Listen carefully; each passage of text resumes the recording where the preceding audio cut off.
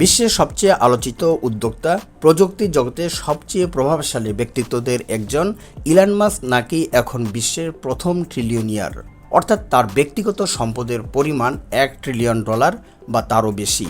একসময় যা ছিল বিজ্ঞান কল্পকাহিনীর মতো, আজ সেটি বাস্তবতার আলোচনায়। কিন্তু প্রশ্ন হলো, $1 ট্রিলিয়ন আসলে কত বড়? একজন মানুষের হাতে এত সম্পদ থাকা কি সত্যি কল্পনার বাইরে কোনো ঘটনা? চলুন জেনে নেওয়া যাক। প্রথমে বুঝে নেওয়া যাক ট্রিলিয়ন বলতে কি বোঝায়। $1 ট্রিলিয়ন মানে $1000 বিলিয়ন। সংখ্যার হিসেবে একের পরে 12টি শূন্য। বাংলাদেশি হিসাবে যা প্রায় $1 লাখ কোটি সমান। এই বিপুল সম্পদের সাধারণ হিসাবের উদাহরণ তুলে ধরা যাক। পৃথিবীর বর্তমান জনসংখ্যা প্রায় 820 কোটি। যদি ইলন মাস্ক তার $1 ট্রিলিয়ন সমানভাবে পৃথিবীর প্রতিটি মানুষের মধ্যে ভাগ করে দেন, তাহলে প্রত্যেকে প্রায় $122 বা বাংলাদেশি টাকায় প্রায় 15,000 টাকা করে প্রত্যেকে পাবেন। ভাবুন একবার, পৃথিবীর প্রতিটি মানুষকে টাকা দেওয়ার পরও তার সম্পদ নিয়ে আলোচনা চলতেই থাকবে। তবে এখানে শেষ নয়। $1 ট্রিলিয়ন নোট যদি একটার পর একটা বিছিয়ে দেওয়া হয়, তাহলে সেই সারির দৈর্ঘ্য হবে প্রায় 9,70,00,000 মাইল। এই দূরত্ব দিয়ে পৃথিবী থেকে চাঁদে 200 বারের বেশি যাতায়াত করা সম্ভব। এমনকি পৃথিবী থেকে সূর্যের দূরত্বের কাছাকাছি পৌঁছে যাবে এই হিসাব।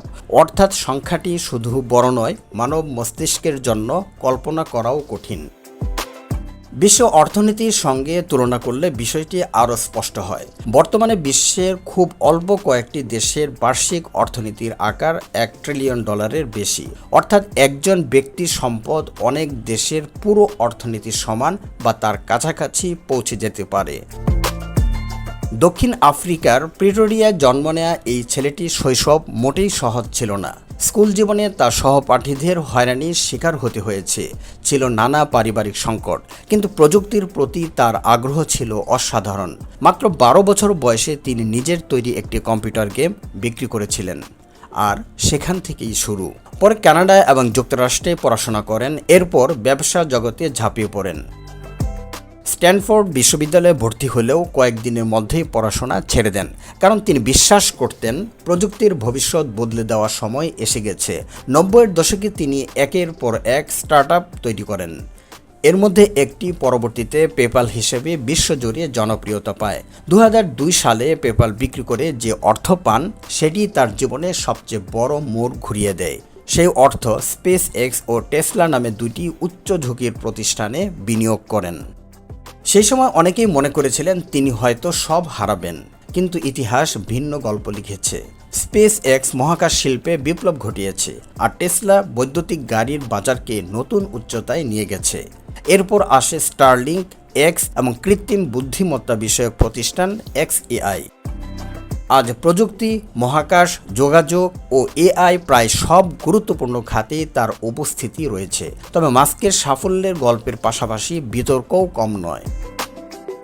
টুইটার অধিগ্রহণ, কন্টেন্ট নীতিমালা, রাজনৈতিক মন্তব্য, ওপেন AI এর সঙ্গে দ্বন্দ্ব, সব মিলে তিনি সব সময় আলোচনার কেন্দ্রে থাকেন। তার ব্যক্তিগত জীবনও নিয়মিত খবরের শিরোনাম হয়। একাধিক সম্পর্ক এবং 14 সন্তানের বাবা হিসাবে তার ব্যক্তিগত জীবন নিয়েও বিস্তর আলোচনা রয়েছে। কিন্তু সব বিতর্ক ছাপিয়ে এখন সবচেয়ে বড় আলোচনার বিষয় তার সম্পদ। একজন মানুষের হাতে এত অর্থ থাকা কি স্বাভাবিক, নাকি এটি বিশ্ব অর্থনীতিতে বাড়তে থাকা সম্পদ বৈষম্যের প্রতীক? একদিকে বিশ্বের ধনীরা আরও ধনী হচ্ছেন, অন্যদিকে কোটি কোটি মানুষ নিত্য প্রয়োজনীয় খরচ মেটাতে সংগ্রাম করছে। ফলে ইলন মাস্কের ট্রিলিয়নিয়ার হওয়ার ঘটনা শুধু অর্থনৈতিক নয়, সামাজিক ও রাজনৈতিক বিতর্কেরও নতুন জন্ম দিয়েছে।